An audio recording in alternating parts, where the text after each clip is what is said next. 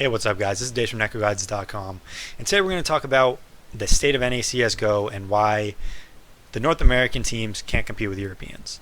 At ESEA LAN, I think the American teams went 13-0 against the European teams. 13 maps they lost, 0-1. That is a staggering statistic, especially because ESEA LAN, not to brag or anything or toot my own horn, but, was almost always dominated by North American teams. We almost always won. The only time I have not won ESEA LAN was when we lost to NIP in the finals and got second, but we previously beat out Titan to get there and get that far.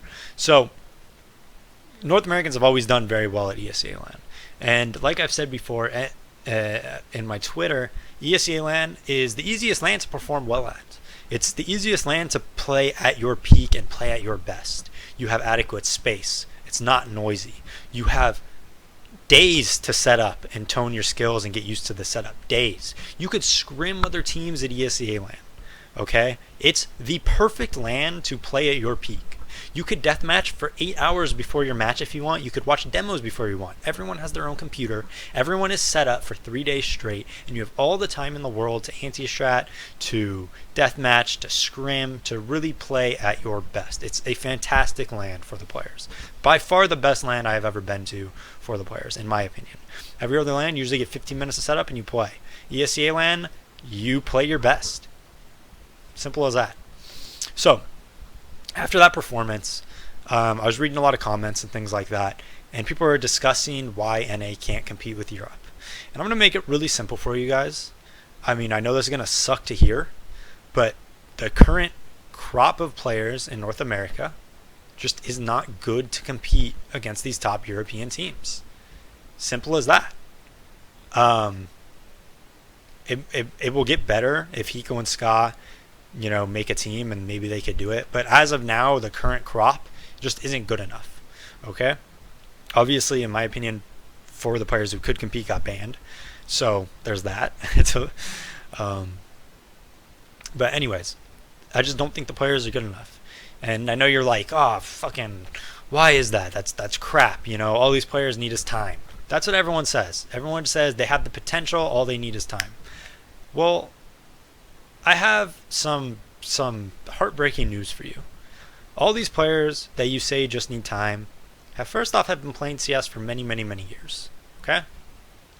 And second off, not only have they been playing for many years, but they are in a small pond. That is the NA scene.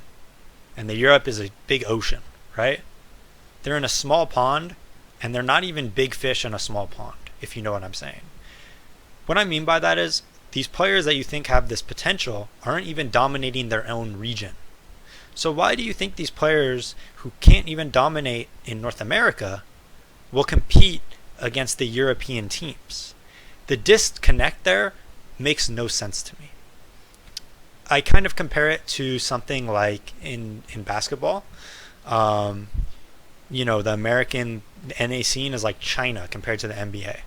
Why would you think someone has this much potential who's been in the China League for years, right? He's been playing in the Chinese League for years, and he's just been a mediocre player, right? Or he's maybe been like a fringe all-star, or maybe even an all-star, but he's not really dominating. He's not putting up insane numbers or anything. So why do you think this guy who can't excel in the Chinese League, which overall has much less depth, much less player talent in the NBA, and think that we'll just give him some time and he'll go to the NBA and dominate? It does not make any sense to me whatsoever. I do not understand that argument, and that train of thought, and why it's constantly regurgitated throughout Reddit, ESEA forums, and things like that. It's simply just not true.